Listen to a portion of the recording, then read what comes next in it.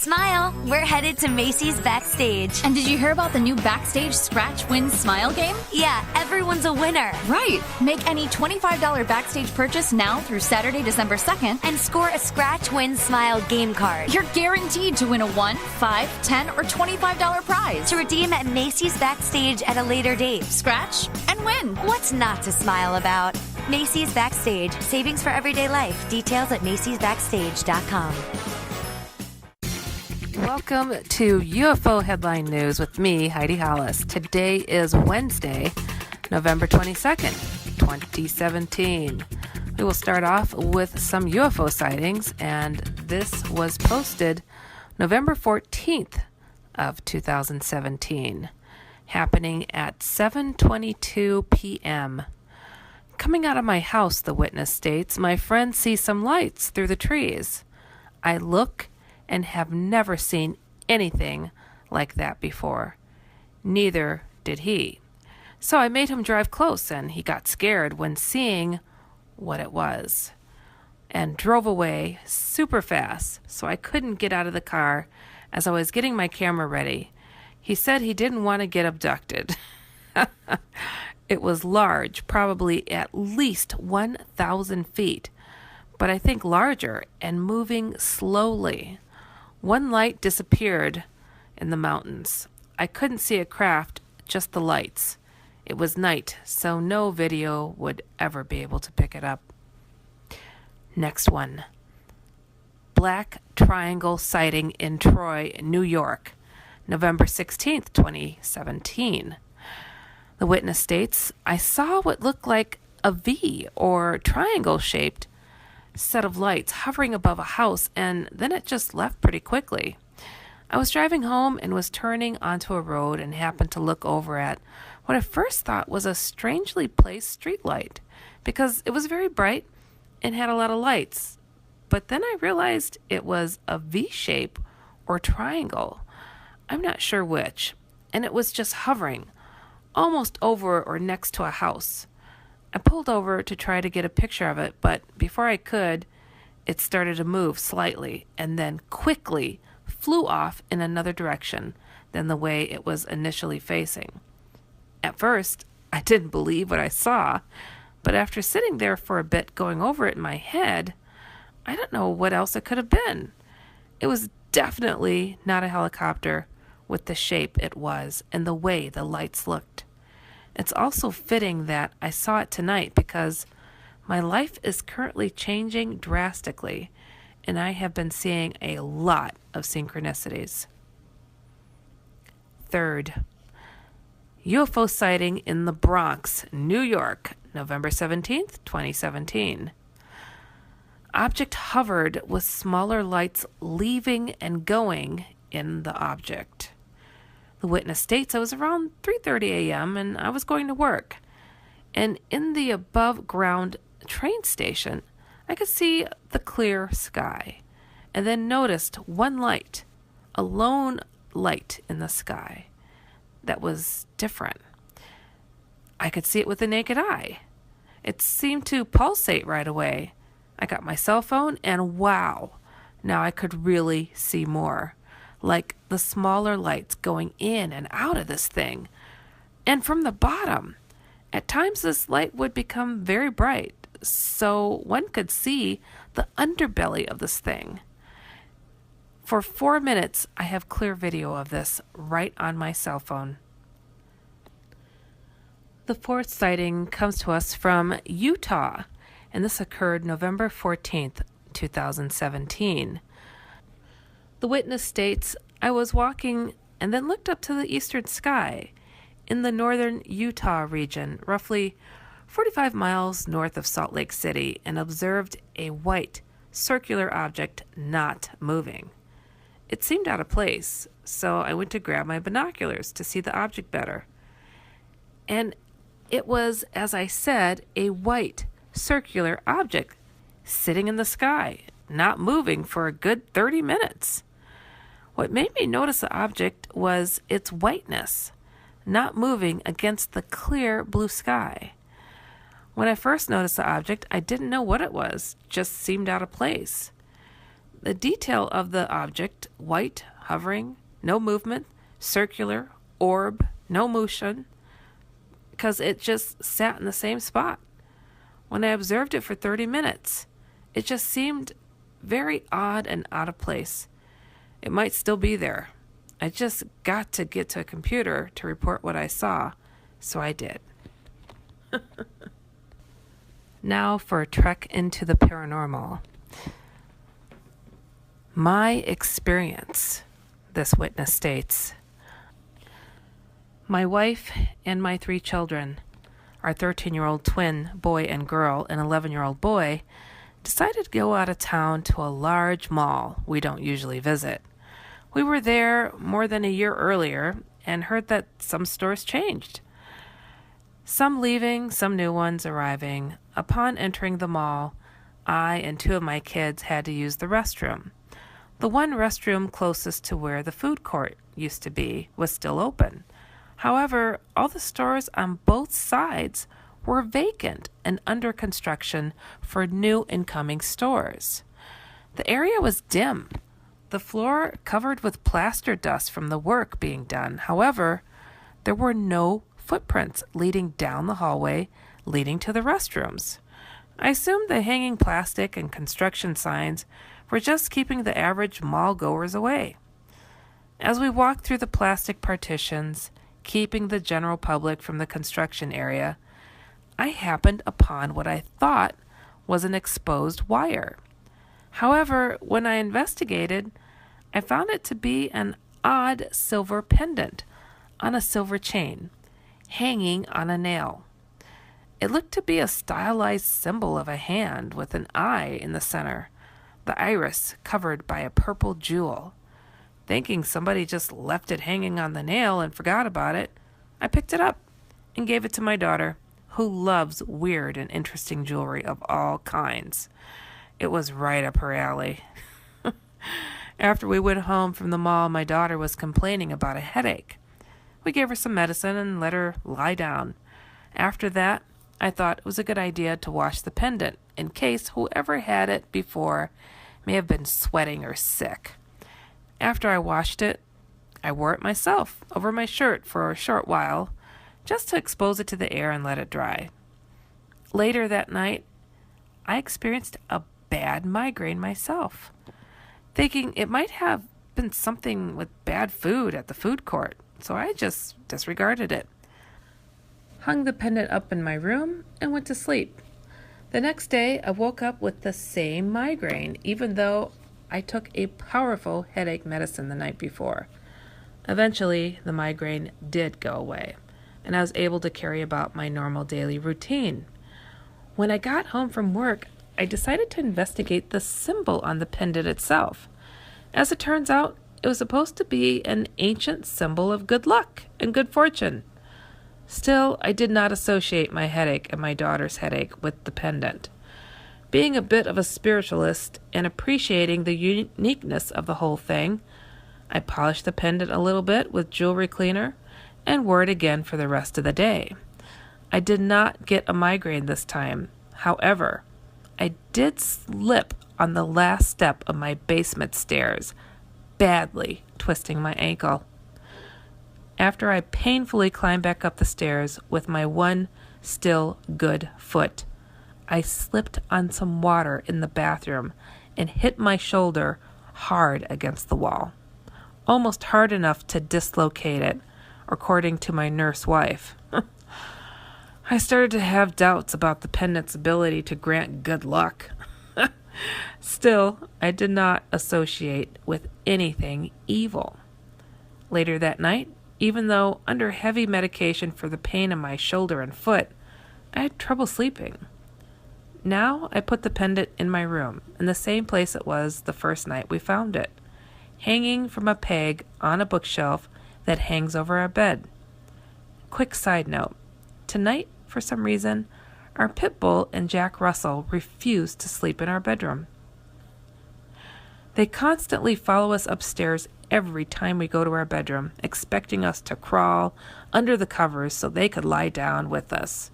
Well, this time, they both stayed downstairs and curled up next to each other on the futon, both of them giving us a timid, scared look.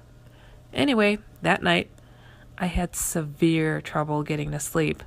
When I finally did, I had very weird dreams.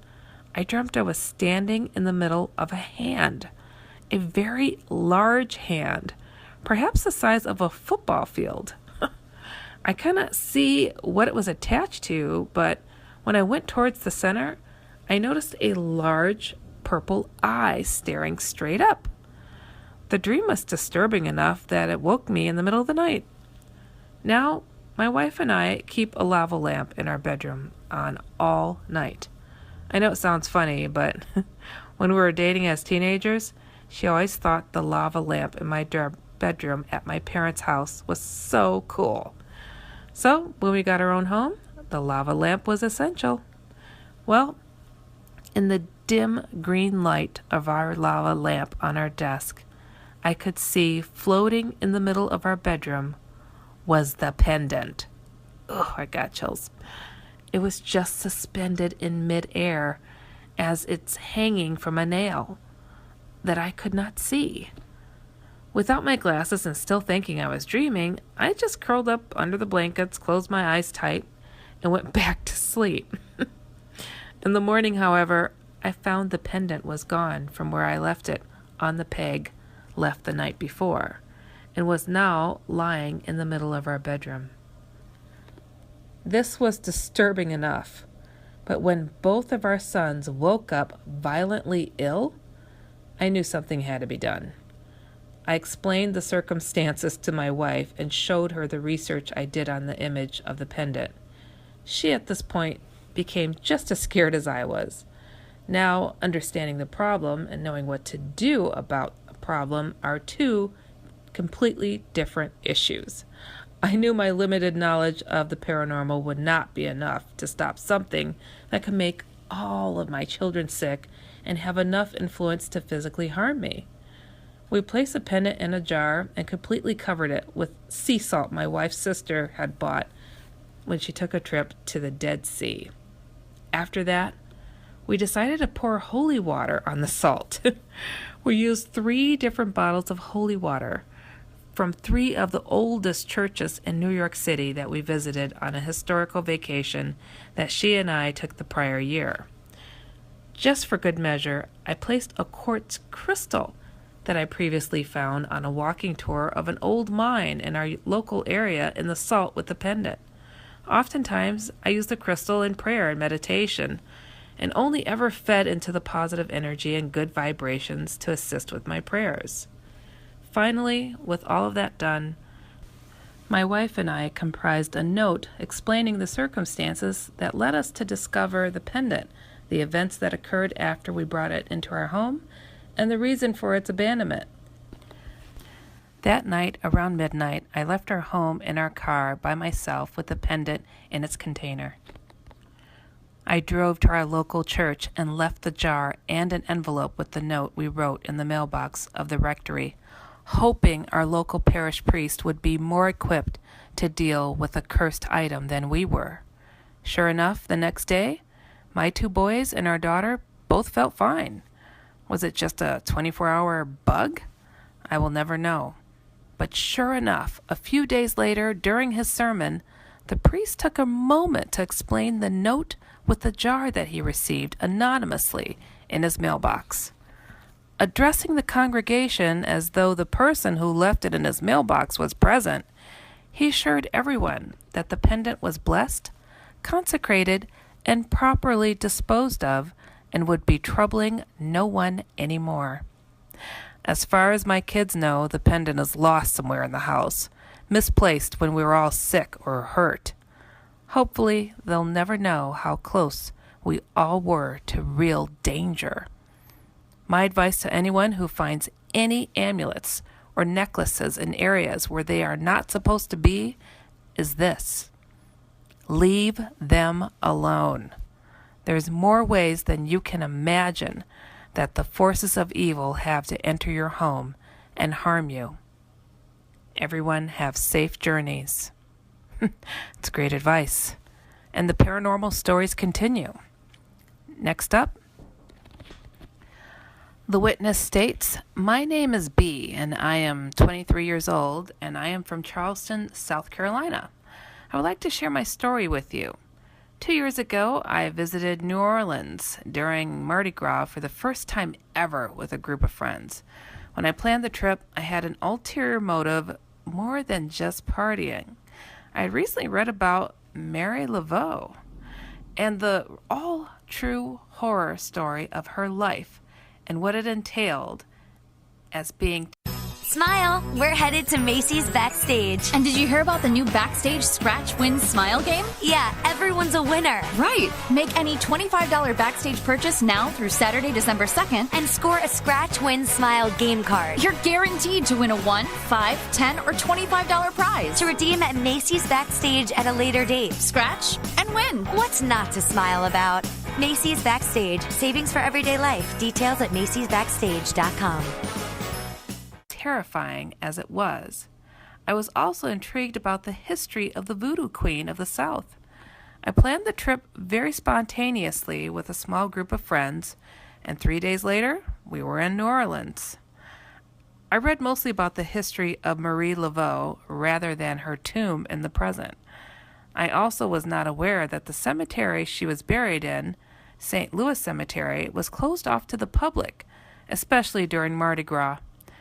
My friend and I left the rest of the group to track down what is acclaimed to be the most haunted destination in all of New Orleans.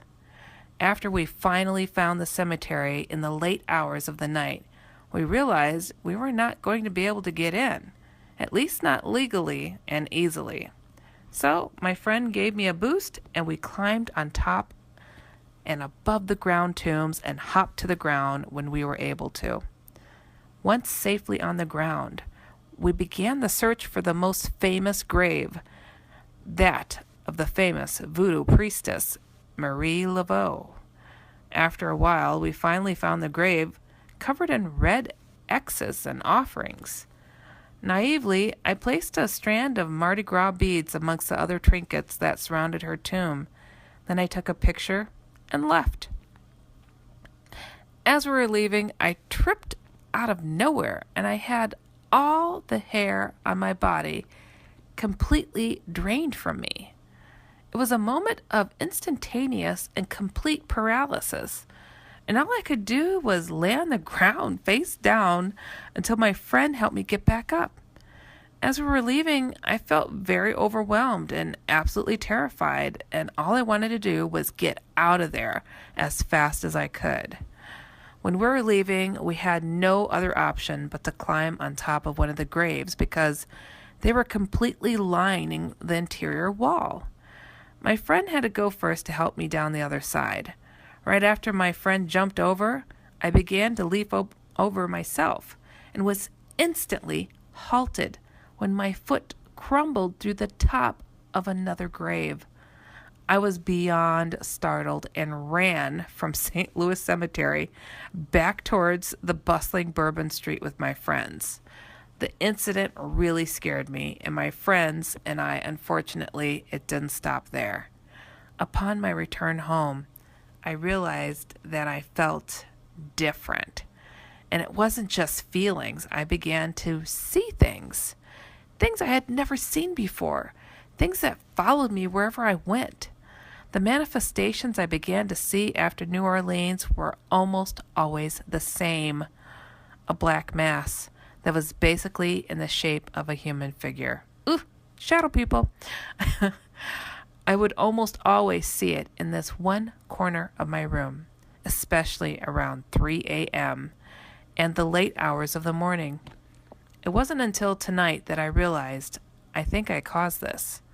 I caused this spirit to follow me after New Orleans. When I left the Mardi Gras beads on Marie Laveau's grave, it was like leaving an offering for the Voodoo Queen. Yep.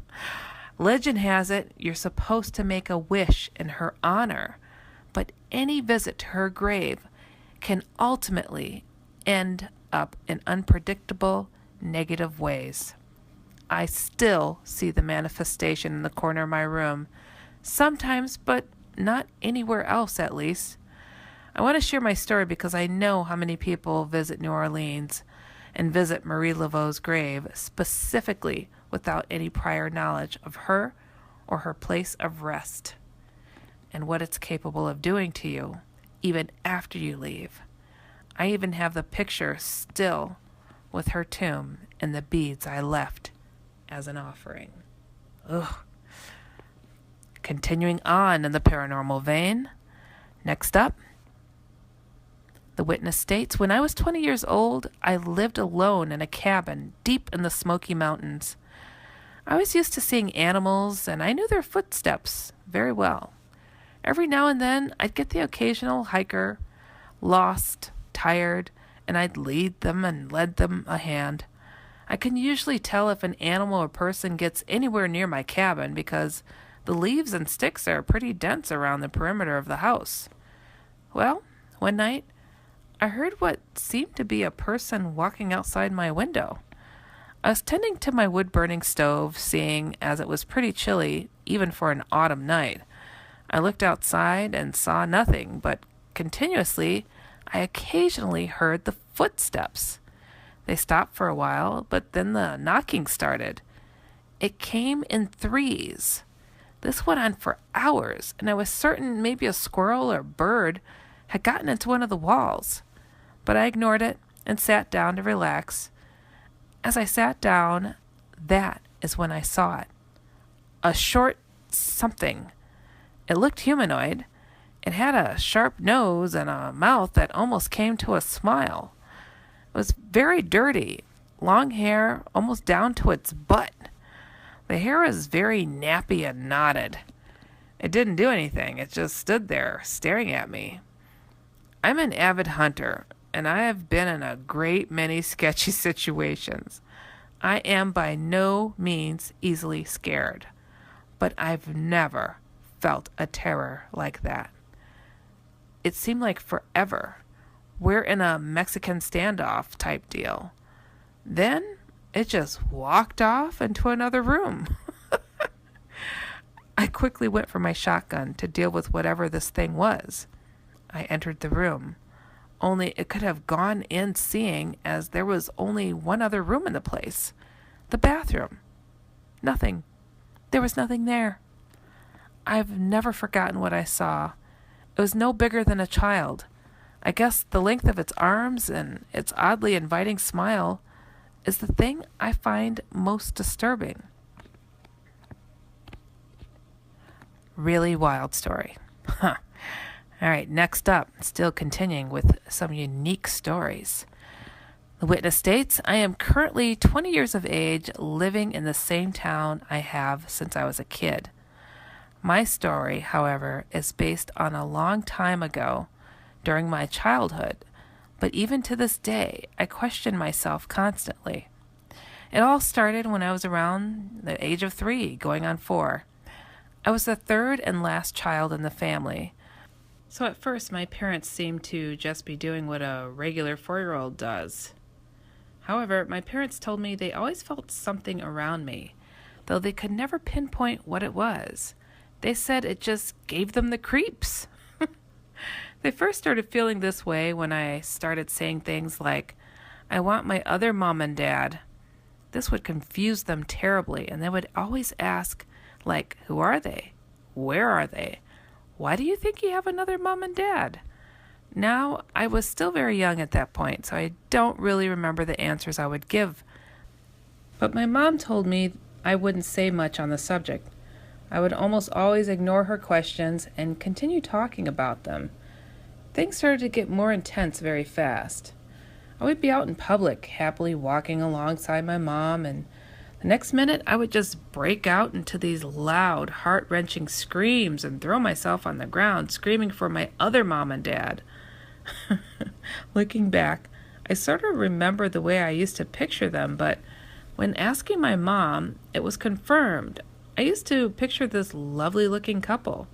They looked roughly around their late 30s, perhaps a little older. The woman would have this beautiful, flowing pink dress with a pearl necklace and blonde hair. The man, however, was dark-haired, wearing a stunning tuxedo and a pencil-thin mustache with a cigar in his mouth. My mom described it as though I was describing a couple from the 1960s or something around that period. As I got a little older, I continued to believe I had another mom and dad, but then something else happened. One day, I remember this well. I made a new imaginary friend. I didn't know her name. Looking back now, I'm not sure why I remember exactly what she looked like. She had long, thick black hair and even longer black thin dress that flowed out as it reached the bottom and bright red lipstick. I don't remember any other facial features, but the weird thing was she would only appear at night and would follow the exact same routine. She would walk by my bedroom door, stare through and smile at me, and then she would walk off into my parents' bedroom. This completely freaked my mom out when I told her this, like most likely people probably would be, and she decided she wanted to know more. So on a daily basis, she would ask me silly questions about the imaginary friend and what's her name. What games do you play together? My mom would say. I didn't really give much away, except sometimes I would reply, ask her yourself. She's standing right next to you. This made my mom officially freaked out, and she told my dad everything. He then began to watch me too to see if there were any strange behaviors. He said I would tell him things about my great-grandmother, how she looked like, to keep her garden nice, her favorite food, etc. But the scary part was my great-grandmother had died 3 months before I was even born, and I had never met her. And since it was the late 1990s, it wasn't as regular to have lots of photos of people. We had none of my great-grandmother. My mom really never got to see the side of me until she experienced it herself one day, and to this day, I kid you not, she still brings it up and asks me questions about it. So basically, one day, a few years after we had moved in our new house, just around the corner from our old one, I was up the stairs on the laptop just minding my own business when my mom heard me talking from upstairs and came up to check on me. When she opened the door, from the way she describes it, I didn't even notice her walking in. And this was strange because the laptop was literally inches away from the door.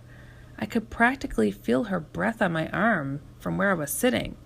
She said it was almost like I was in a trance. When she asked what I was doing, I turned to her and said, I'm talking to great-grandmother Lindsay. This shocked her to her very core, as she never spoke about it as we grew up. If it wasn't for me mentioning her, me and my sisters probably wouldn't even know who she was. She turned to me with this serious face and said, What do you mean talking to her? To which I replied, on the laptop. My mom then reached over to the screen and started to read the message I had opened up, a Word document, and it was full of questions like, how are you? What are you doing? Nothing out of the ordinary, but my mom was puzzled when she realized I had been leaving huge spaces after my questions. When she asked me about it, I just stared right through her and said, That's her replies. Can't you see them? This is one of the last childhood stories my mom likes to talk about, and I'm too hesitant to ask if there is anything more. But anyway, skip a few years, and I am now 10 years old. My dad sadly passed away due to a heart attack, and it hit the family pretty bad. He died in the hospital, so my family were hesitant to go back to the house, since we hadn't been there since he took the attack. It was about 2 days after his death, and we decided it was time to go home and try to get back to as normal as we can.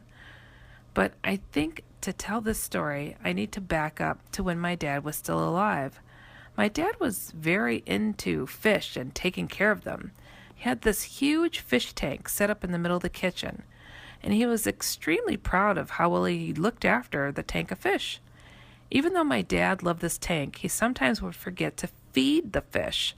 So he decided to buy a timer that would go off the same time every day to remind him. But my dad practically spent most of his adult life in the kitchen. So he decided that the noise it made was too irritating, and he was just going back to remembering to feed them.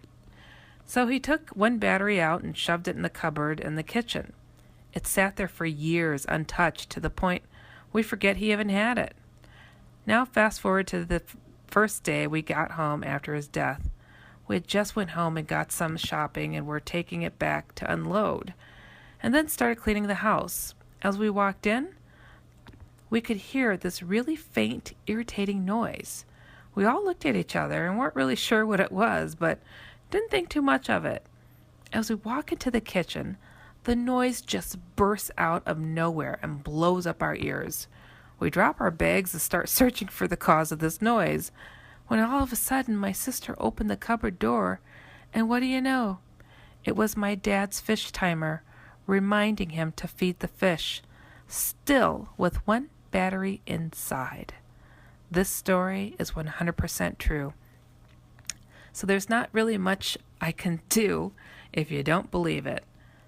Now, in my later years, I didn't really see or hear things anymore, and I thought it was all just my imagination being too large as a child, but recently weird things have...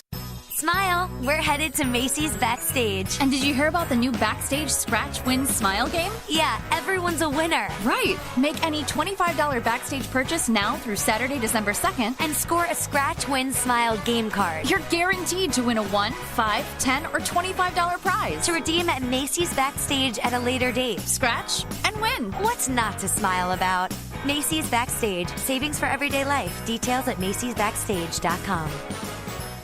started happening again. I have this constant uneasy feeling of being watched, and I have been told by a few people who claim to be psychic that I am too. I started predicting things in my dreams like crashes, fires, basically very bad situations, and the next day, there it would be on the news. I feel like seeing things for even a split second, then they are gone. I guess my reason for posting this is to get some answers on maybe what all this means, especially for my childhood. Wow, truly fascinating. Thank you for listening to UFO Headlines with me, Heidi Hollis. Be sure to check out ufoheadlinenews.com and visit theoutlanderscomic.com, and also visit HeidiHollis.com. Remember always to keep informed and inspired. Have a great rest of your day.